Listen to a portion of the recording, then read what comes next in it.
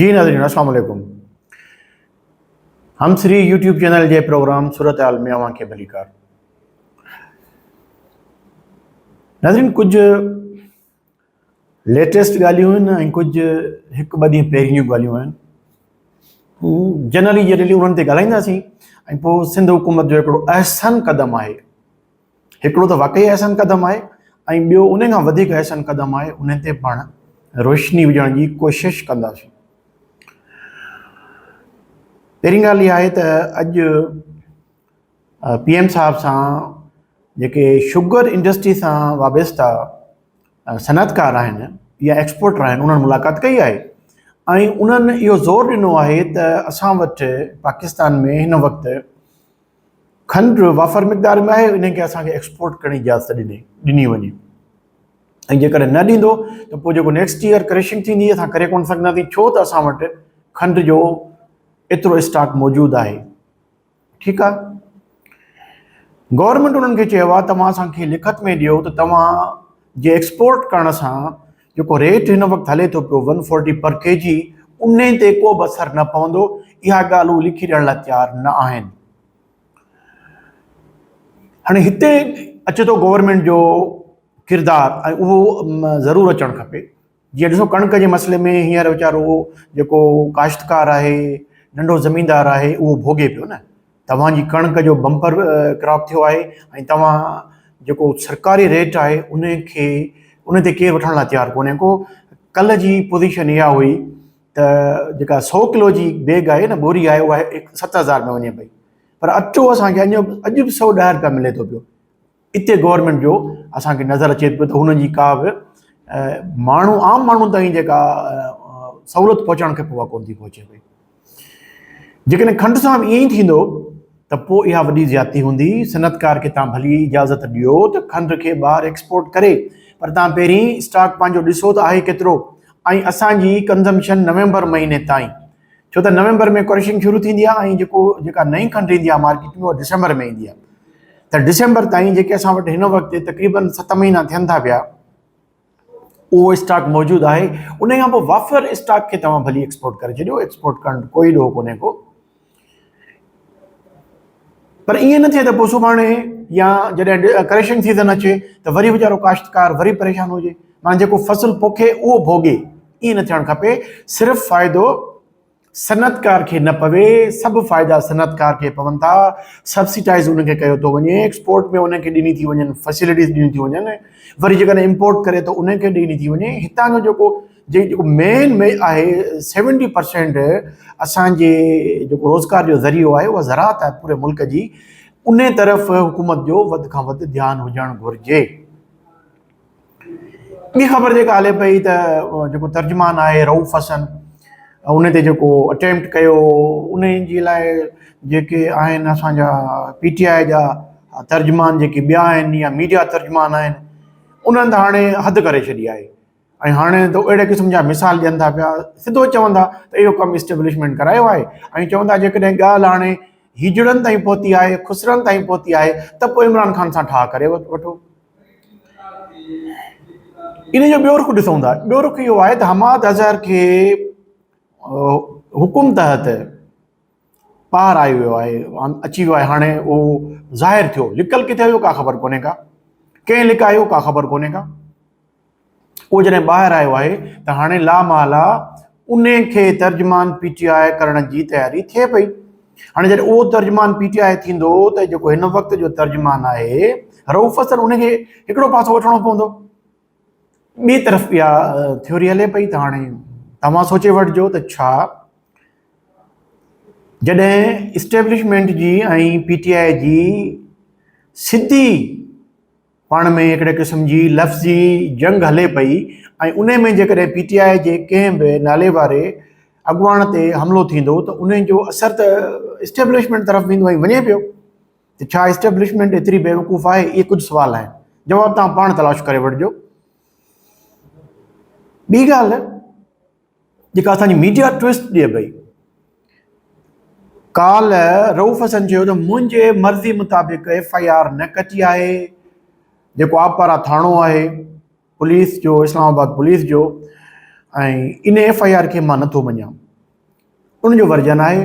Police जो version आयो आहे त रऊफ़ हसन जी जेका एप्लीकेशन असांखे ॾिनी त इन एप्लीकेशन ते FIR कटियो, उन एप्लीकेशन ते संदसि साइन बि आहे ऐं संदसि थंब इम्प्रेशन बि आहे।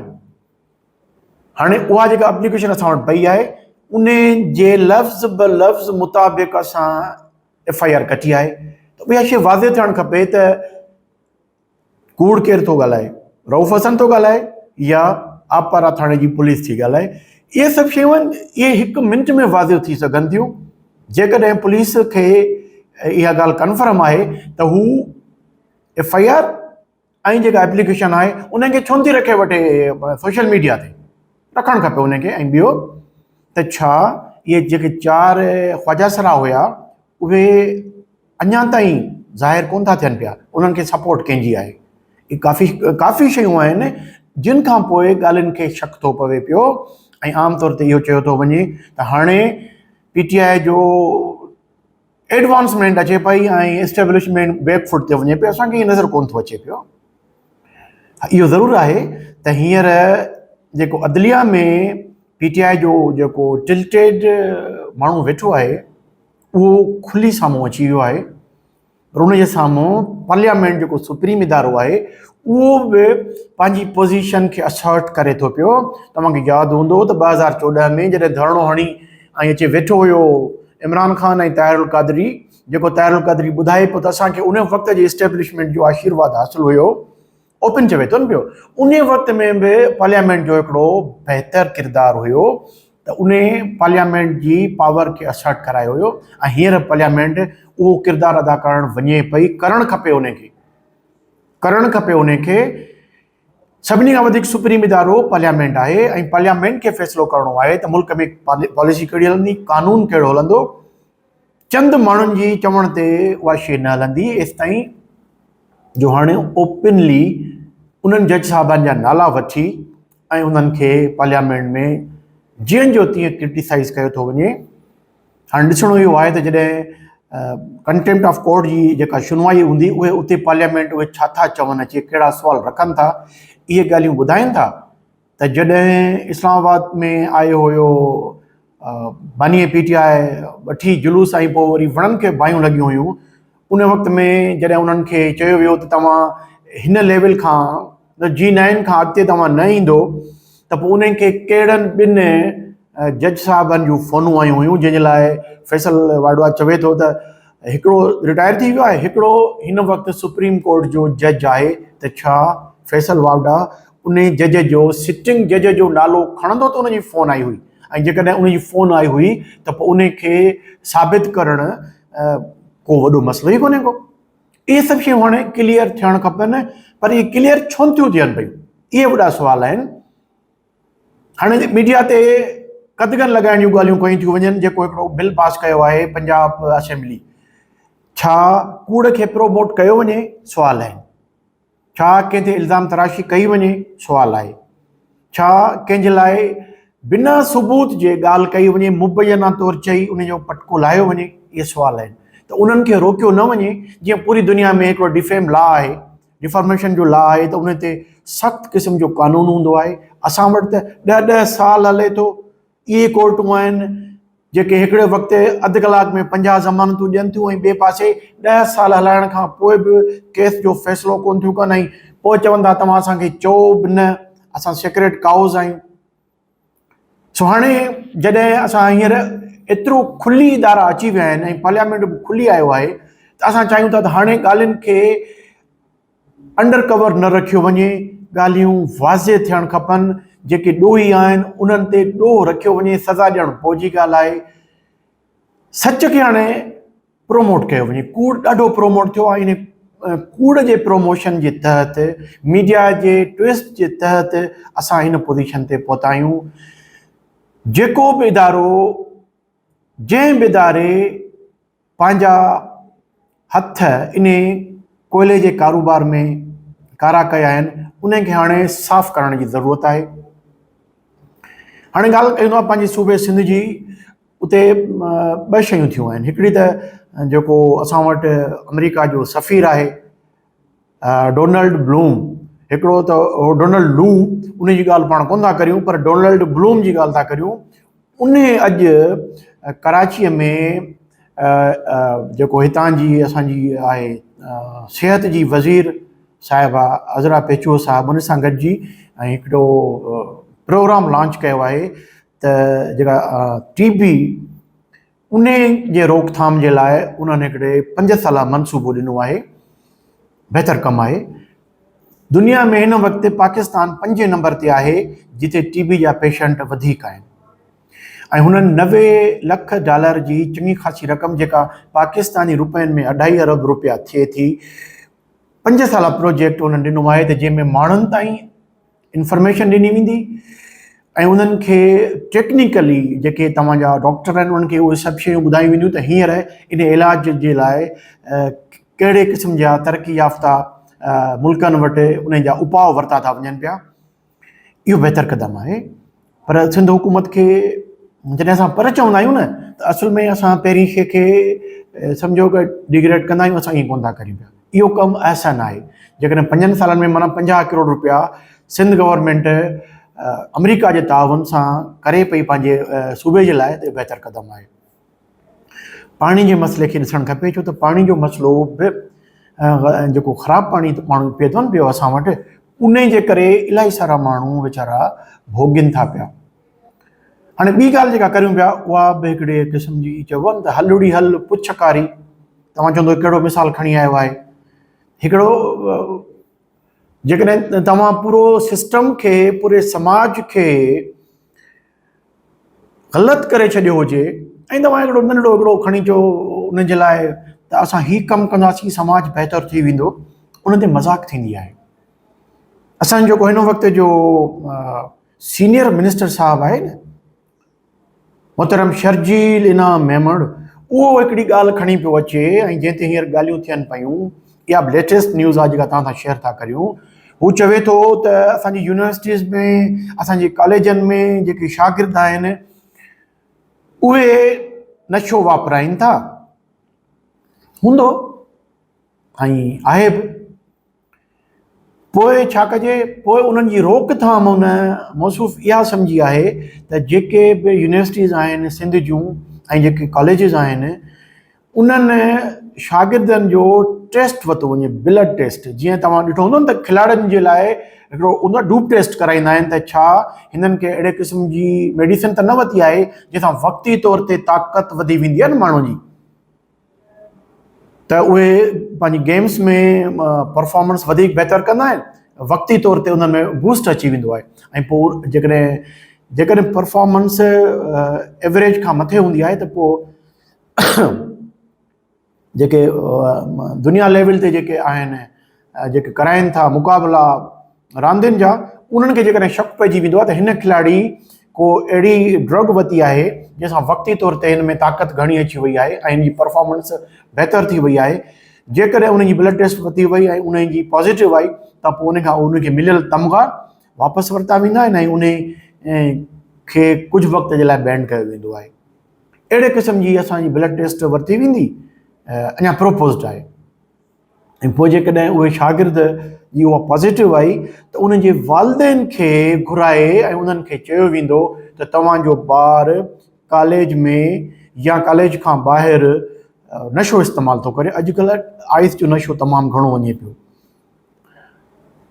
चलो एसि ताईं ठीकु आहे, पर वालिदेन हिन वक़्तु समाज में तव्हां ॾिसो त केतिरो प्रेशर आहे वालिदेन जे मथां ऐं केतिरियूं वॾियूं फीस आहिनि जेके प्राइवेट कॉलेजिस ऐं प्राइवेट यूनिवर्सिटीज़ आहिनि।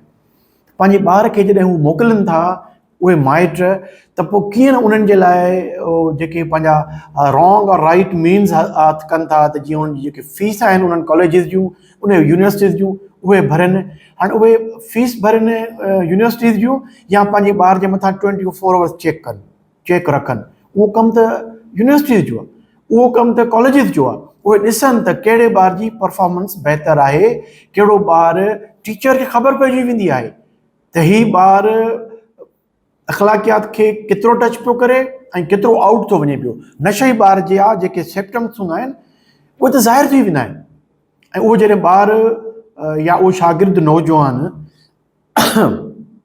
सॉरी 8 कलाक या 7 कलाक या 6 कलाक उहो प्रोफेसर जे साम्हूं थो अचे त उन प्रोफेसर खे ख़बर कोन थी पवे। हिकिड़ो पासो ऐं ॿियो पासो हुकूमत छा थी करे, जंहिं वटि एतिरा वॾा वसीला आहिनि। हाणे उन्हनि हल इहो वञी कढियो आहे त मंशियात खे रोकण जो, त उहे शागिर्दनि जी ट्यूब टेस्ट कराईंदा ऐं ब्लड टेस्ट कराईंदा। पोइ जेके वीचारा मज़दूर आहिनि या जेके नौकिरी पेशा माण्हू जेके नशो कनि था पिया, उन्हनि जी टेस्ट केरु कराईंदो? कॾहिं कॾहिं खिल जहिड़ियूं ॻाल्हियूं ऐं माण्हुनि खे चइबो ट्रक जे बत्ती जे पोयां लॻाए छॾियो। अजीब क़िस्म जा फ़ैसिला ही कनि था पॉलिसी मेकर, सम्झ खां ॿाहिरि। तव्हां नशे खे रोकियो, तव्हां पंहिंजे सरहदुनि खे एतिरो मज़बूत कयो त उतां नशो न अचे। तव्हांजो एक्साइज़ डिपार्टमेंट छा थो करे पियो? एक्साइज़ डिपार्टमेंट मतिलबु नशे जो प्रमोशन करे पियो। हक़ीक़त आहे हिन में, एक्साइज़ डिपार्टमेंट जे ईटीओ वटि जेकॾहिं 20 करोड़ जो बंगलो ऐं 5 करोड़ जी गाॾी हुजे ऐं उन जे ॿारनि जो ख़र्चो ऐं उन्हनि जी ॿारनि जी फीस महीने जी 2-2 लख रुपया हुजे, ईटीओ जी पघार त 1.5 लख रुपया आहे। हाणे पोइ उन वटि इहे जेके मीन्स आया आहिनि रहाइश जा, उहे किथां आया? उहे उन्हनि खां पुछी वठो न। उहे डायरेक्टर जेके तव्हां सां गॾु वेठा आहिनि, जॾहिं उन्हनि ते तव्हां रखो था त मंशियात खे पकड़ियो, त पकड़नि कंहिंखे था? ठरे खपाइण वारे खे। आइस वारो को हथु आयो तव्हांखे? मज़ाक़ूं छो था करियो पिया सिंध जे अवाम सां? ऐं उहा मज़ाक़ वरी ॿारनि सां। जेकॾहिं उहो ॿारु नशो करे थो पियो त उन में ॾोह कंहिंजो आहे? उहो जेको नशो उनखे सप्लाई थो करे पियो। पूरी दुनिया में कानून आहे त नशे जे लाइ तमामु घटि में घटि सज़ा आहे, सप्लायर जे लाइ सज़ाए मौत आहे। जेकॾहिं सप्लाई चेन खे तव्हां रोकींदो, तव्हां रोके सघो था। जेकॾहिं तव्हां रोकींदो, घटिजी वेंदी। थी सघे थो ख़तमु न थिए पर घटिजी वेंदी। पर अहिड़े क़िस्म जूं मज़ाक़ूं त न कयो न। भला हिकिड़ी ॾुखो ईंदड़ ॻाल्हि तव्हां सां कजे, पोइ इहा टेस्ट भला सिर्फ़ु शागिर्दनि जे लाइ, उहा टेस्ट वठंदो केरु? उहे डॉक्टर्स वठंदा।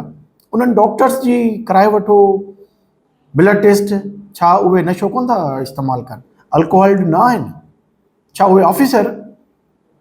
कराए वठो हिकु दफ़ो, इहा महिरबानी कयो। ॿियनि सभिनी खातनि खे छॾियो।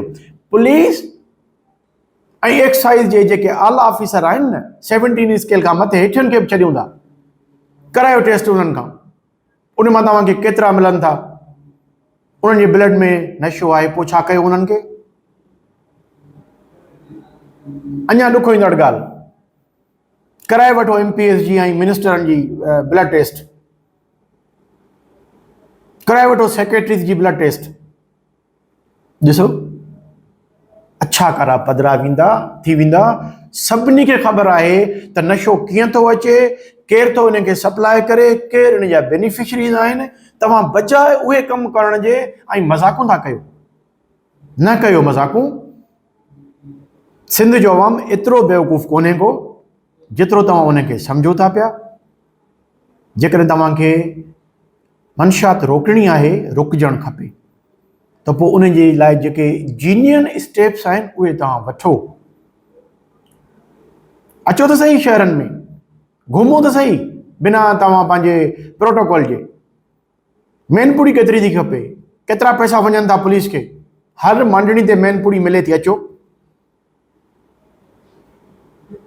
जेके लाइसेंस याफ़्ता शराब जा दुकान आहिनि, वाइन शॉप जंहिंखे चऊं था, गुत्तो जंहिंखे चऊं था, उते अची त ॾिसो शाम जे टाइम ते रश लॻे थी। उहे केरु था अचनि?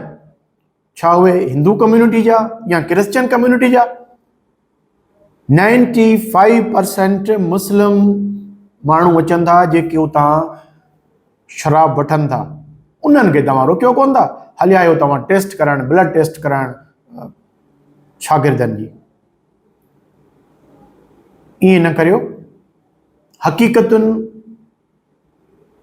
खे ॾिसो ऐं जेकॾहिं तव्हां वाक़ई हक़ीक़तनि चाहियो था पिया त पोइ इहा शुरूआत मथां खां थियणु खपे। नाज़रीन, अव्हांखे इहो प्रोग्राम कीअं लॻो? यकीनन असांजे हुकूमत में वेठल माण्हुनि खे त ॾुखियो लॻियो हूंदो।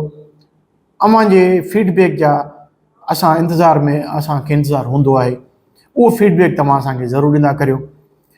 सब्सक्रिप्शन में बि कोताही न करियो ऐं शेयरिंग कजो जेकॾहिं अव्हांखे प्रोग्राम बहितरु लॻो हुजे त। अव्हां जी वॾी महिरबानी। अला भाई।